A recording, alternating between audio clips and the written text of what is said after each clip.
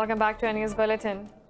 We start from Spain, where over 800 people have died from coronavirus in the past 24 hours, bringing the total number of deaths to more than 8,000. The death toll in the United States has surpassed 3,000 as the country struggles to contain the outbreak with more than 164,000 infections. Worldwide, the death toll reaches 39,000 and with more than 800,000 confirmed cases. Now, this report will tell you more. As predicted by the UN over a week ago, the US has undoubtedly become the epicenter of the new coronavirus outbreak. In a change of mind, US President Donald Trump has finally pledged to toughen federal social distancing guidelines in April. While Italy and Spain continue to reel from the pandemic, New York is now in a similar peril. As Governor of New York, I am asking healthcare professionals across the country, if you don't have a healthcare crisis in your community, please come help us in New York now.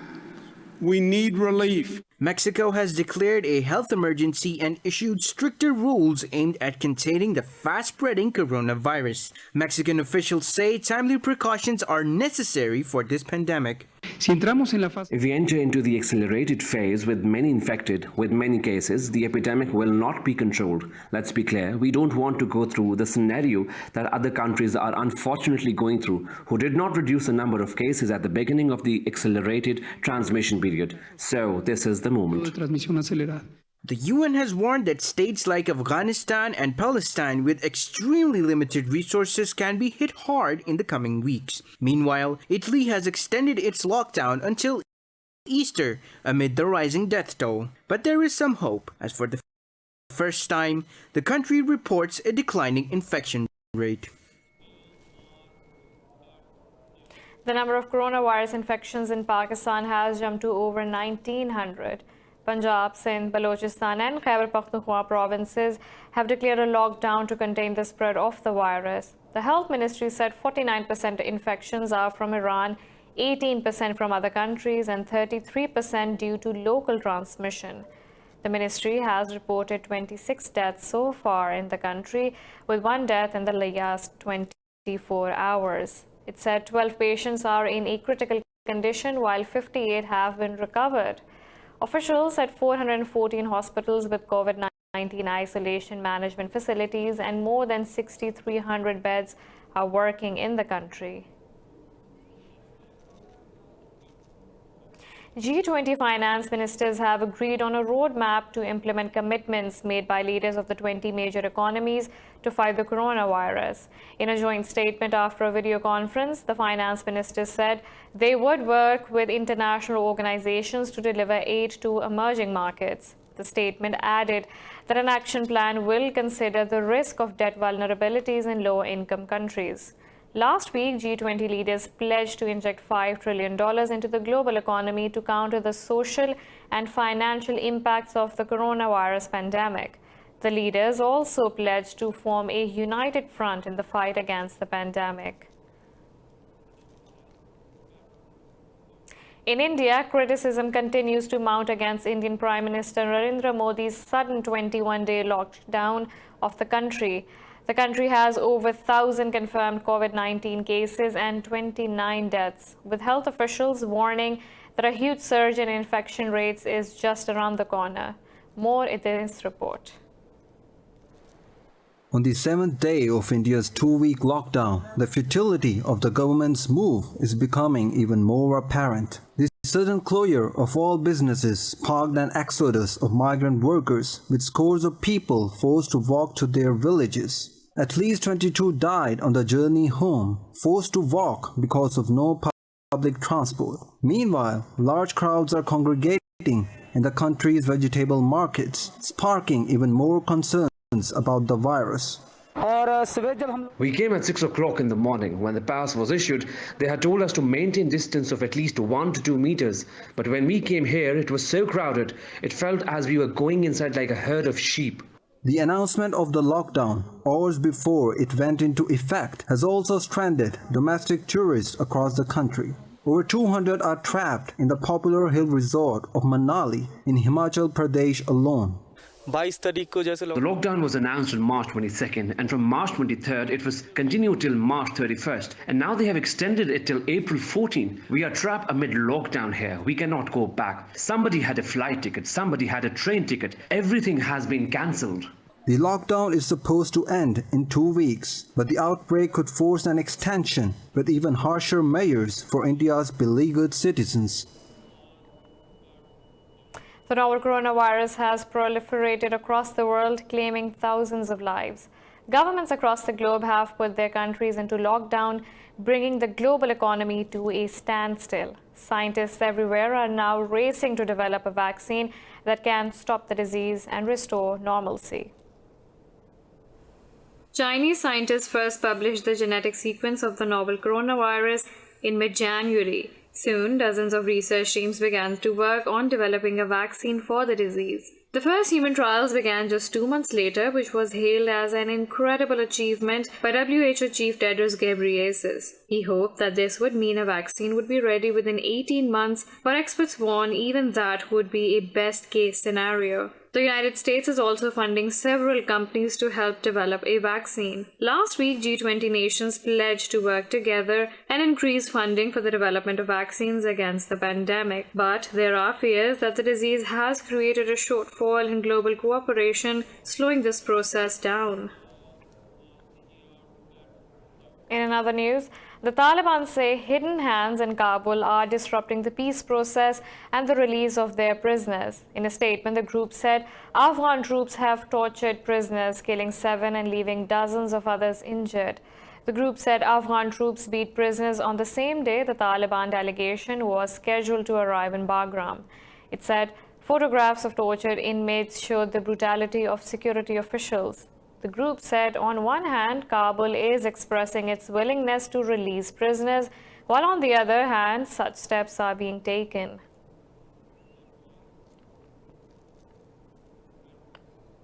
U.S. Secretary of State Mike Pompeo and NATO Secretary General Jens Stoltenberg have discussed the formation of inclusive Afghan government.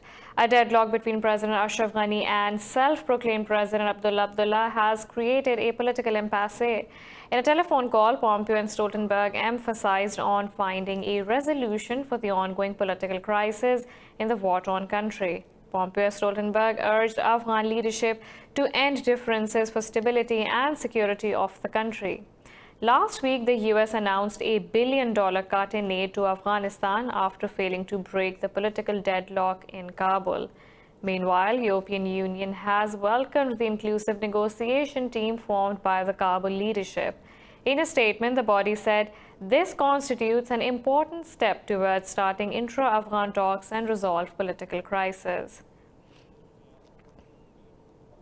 NATO has named a panel of 10 experts to study the alliance's political direction after French President Emmanuel Macron warned the bloc was undergoing brain death.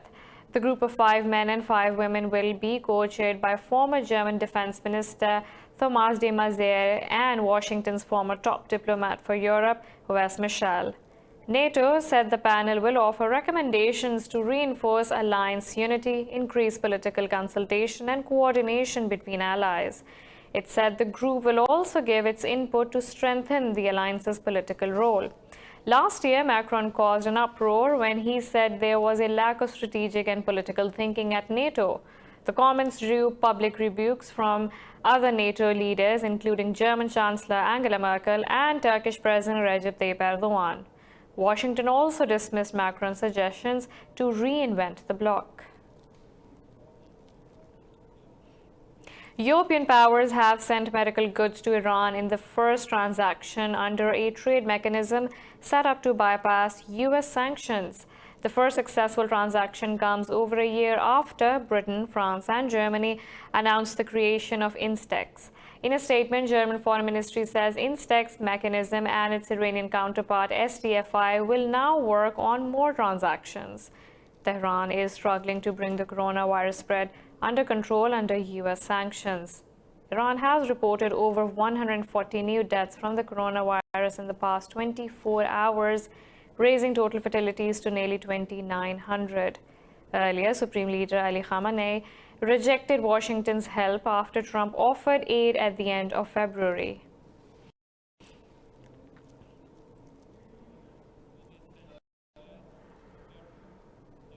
The EU has announced the launch of a new naval mission in the Mediterranean Sea aimed at enforcing the UN arms embargo on Libya. In a statement, the EU said the mission will carry out inspections of vessels suspected to be carrying arms to and from Libya. The new mission will start work for a year from Wednesday. Dubbed Irani, the naval initiative will also gather intelligence on illegal fuel smuggling and help train and build the Libyan Coast Guard. The development comes after Italy blocked a previous operation, claiming that the warships attracted migrants. Earlier, the UN recognized Government of National Accord said 57,000 families have been displaced from Tripoli since last year. The EU's previous mission on the Libyan coast, Operation Sophia, was discontinued after Italy's previous government blocked it from using ships.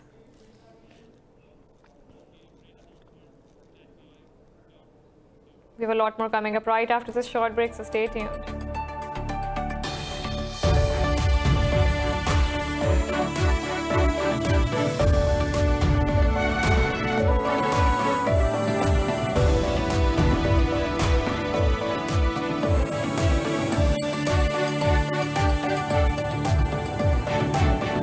Turkey says it has killed 9 militants of the Kurdistan Workers' Party in northern Syria. The Defense Ministry says the fighters were killed during Operation Peace Spring. The ministry said it will not stop the operations against militants in the region. Turkey started with the Operation Peace Spring in October last year. Ankara said it was aimed at removing Kurdish fighters and establishing a safe zone on the border to resettle some of Syrian refugees in the country. Ankara holds the fighter group responsible for the deaths of some 40,000 people in a 30-year terror campaign.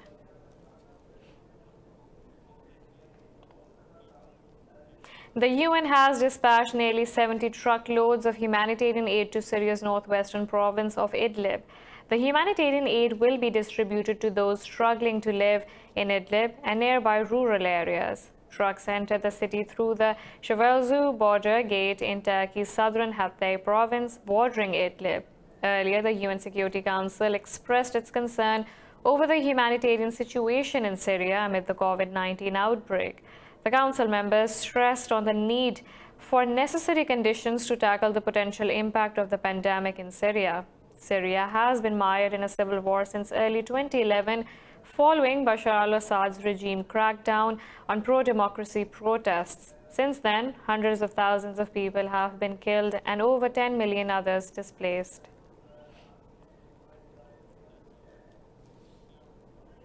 The United States has urged Venezuela's President Nicolas Maduro and opposition leader Juan Guaido to step aside, giving way to new elections. Speaking to reporters in Washington, U.S. Secretary of State Mike Pompeo said the two men should set up a transitional government to arrange elections.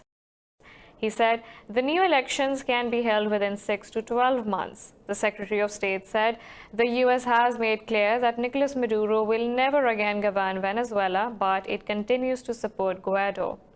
Pompeo said Washington hopes that Maduro will take the new framework offer seriously.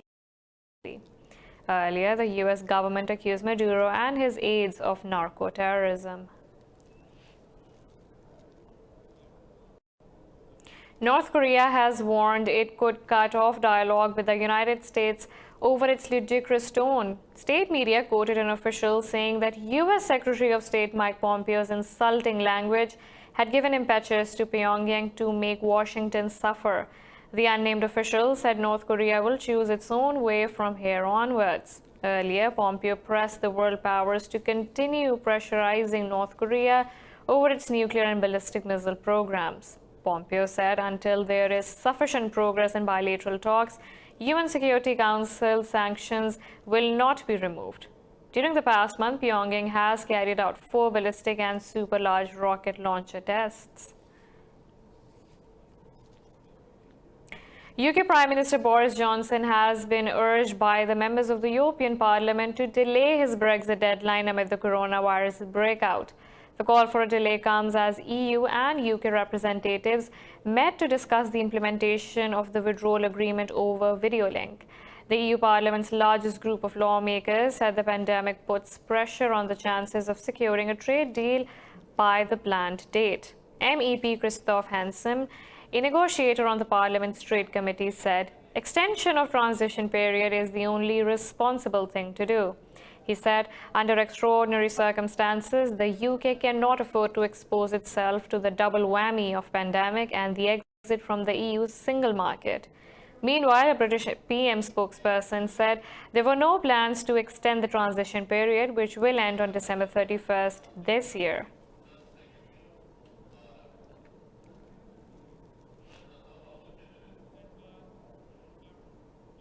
Amid shrinking healthcare resources worldwide, Czech researchers have transformed low-cost snorkel masks into high-grade protection for medical workers. Tests have shown the retrofitted masks surpass protection of respirators carrying the highest grade of FFP3. Let's find out more in this report. The idea is hatched by a team from the Czech Technical University along with the COVID-19 volunteer platform. Together, they added military-grade filters to masks meant for holiday swimming, which are typically available at sporting goods stores for $24. We're distributing the masks to hospitals in Prague and in other places. We have made 2,200 pieces so far, and this week we plan 10,000 more. Many individuals and businesses in the nation of 10.7 million have made other masks with simpler designs, but hospitals and healthcare workers have struggled to find an alternative that confer a high level of protection as coronavirus cases rise. Workers from the Department of Infectious Diseases are very excited. They say wearing the mask allows them to work and breathe easily. They can sterilize the mask and use it several times. The filter lasts for a long time. They also add that it lifts their mood. They feel like scuba divers. This is great. The retrofitted masks are even more helpful for people wearing glasses, as some experience problems due to the shield refracting light, which slightly hampers peripheral vision. As healthcare workers across the world feel increasingly unprotected and clamor for adequate personal protective equipment, these Czech researchers' ingenuity is a step in the right direction. The Czech Republic has nearly 2,900 COVID-19 cases so far, with 17 deaths and 11 recoveries. About 700 tourists, mostly from Great Britain, have left Peru for their home countries. This was the second round of repatriation flights that the British government has organized from Peru. The tourists boarded a flight to London from the Air Force base in Peru's city of Callao. Earlier in March, the South American country closed its border and halted international air travel amid the novel coronavirus pandemic. Peru has imposed isolation measures and curfews to stem the spread of the pandemic, bringing the country to a standstill. It has reported 950 confirmed cases of coronavirus and 24 deaths so far.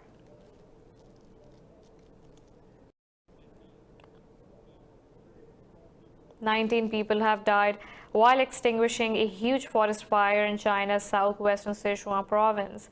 Local government says the victims include 18 firefighters and a forestry guide. Authorities say the fire in the mountainous Liangshan prefecture is threatening the safety of 700,000 citizens of Shijian city. Local officials say 140 fire engines, 4 helicopters, and over 2,000 rescue workers are fighting the blaze. Officials say more than 1,200 people have been evacuated. In April last year, 27 firefighters were killed in a huge forest fire in Muli County in the same prefecture. Australia's state of New South Wales has officially marked the closure to its worst ever bushfire season. State Rural Fire Service Commissioner Shane Fitzsimmons said the next bushfire season will begin in a matter of months. Fitzsimmons said incredible work by rescue workers helped save lives and property. He said rescue organizations will now turn their focus on the novel coronavirus pandemic response. The devastating fire season between September and February killed 33 people and about 1 billion animals. Bushfires destroyed some 2,500 homes while burning down an area the size of South Korea. Think tank Australia Institute said the country's summers are now twice as long as its winters due to climate change. In Lebanon, the UN High Commissioner for Refugees has launched an awareness campaign in migrant camps about preventive measures against COVID-19. State media said the UN representatives in Beirut are teaching refugees about methods of prevention, sterilization to avoid COVID-19 infections. Earlier, the Lebanese officials said they had placed necessary medical equipment in the vicinity of each camp. Lebanon hosts near 1.5 million refugees from Syria and Palestine. The country is undergoing from severe economic recession followed by mass protests against the country's ruling elite.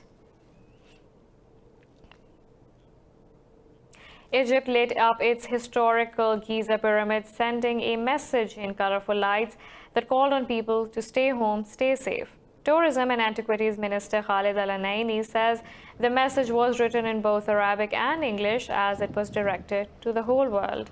Anani said it is a message of solidarity to all the countries in which the virus has spread to an advanced stage. The illuminated pyramid also appreciated medical staff and others working to contain the illness. We have a very important message today, and we are delivering this message before the world's most important artifact, the Great Pyramid. Our message today is twofold. The first part reads, stay safe and stay home. Protect the general public's well-being. The second part of the message, which is very important, is a message of thanks, appreciation, and respect to all those who have contributed to caring for the well-being of the general public in Egypt. Scientists say a simple blood test can now check for more than 50 types of cancer, often before any signs or symptoms. They said it could help diagnose tumors sooner.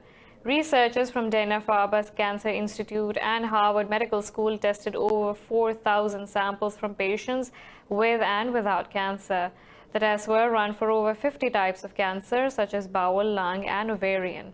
In 96% of the samples, the test accurately detected the type of cancer. Lead researcher Professor Geoff Oxner said this blood test seems to have all the features needed to be used on a population scale as a multi-cancer screening test. He said based upon this successful clinical validation in thousands of patients, the test has actually now been launched for limited use on clinical trials.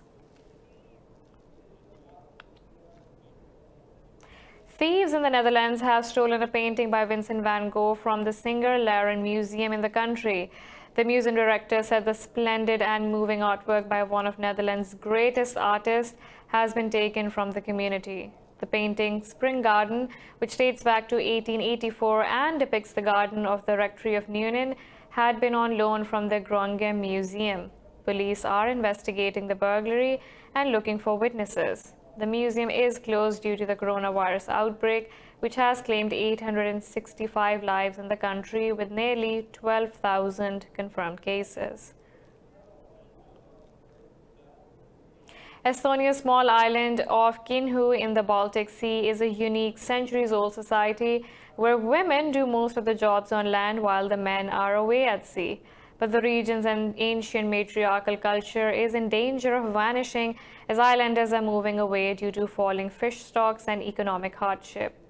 Let's find out more about them in this report. Keeping the lighthouse on the Estonian island of Kihnu is one of the many jobs that for centuries has been done by women, along with leading church services, working the land, and even dressing up as Santa at Christmas. Last 10 years, the population number has decreased so quickly after the final economical crisis, which was 2008. Marge and her husband Margus both fish for a living, but they sustain themselves by growing and rearing their own food. The weekly coffee morning is a chance for Kihnu elders to swap news, gossip and memories. Lighthouse keeper Eli Karjam says she's optimistic about the community's future, pointing to infrastructure improvements made with EU money. The harbour and airport are in order. Now they're fixing the sewage system. There's an internet connection and rescue services. Things can only get better. Virve Köster is one of Estonia's foremost folk singers and Kihnu's most famous daughter. Virve says she and the other islanders have lived through hard times before, and that gives her hope, making her songs more joyful every day. Taking a short break, stay with us.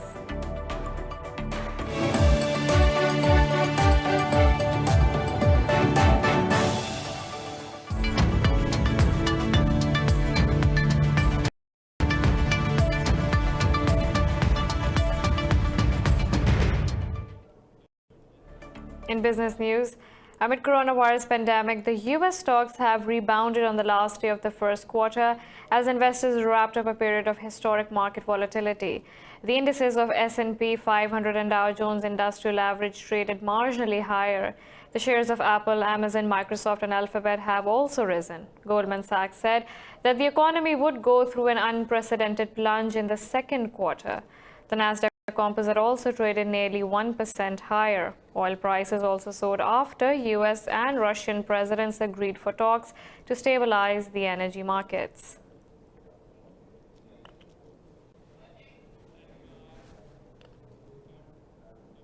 Chinese telecom giant Huawei has warned that China will strike back against the U.S. sanctions. The company said that 2020 would be its most difficult year yet because of American trade restrictions. At the launch of the company's annual report in Shenzhen, Chairman Eric Zhu said the government will not be a silent bystander. He said the company stepped up investment in research after Huawei was added to the U.S. entity list in May 2019. Eric said Huawei had sustained solid growth in its global businesses in 2019 despite a U.S. campaign to isolate the Chinese tech giant. He said the company showed strong growth despite enormous outside pressure. The U.S. continued leveling allegations against Huawei, alleging its equipment could contain security loopholes that allow China to spy on global communications traffic.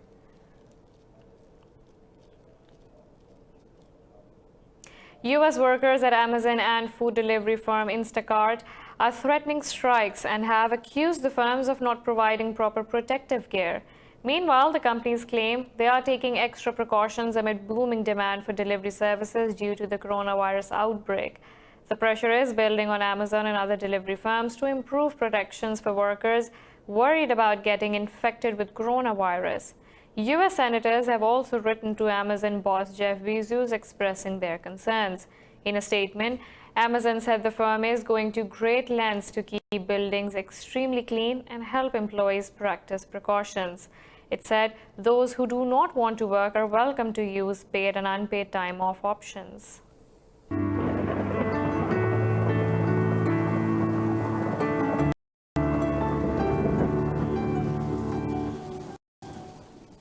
Now let's look at the weather from around the globe.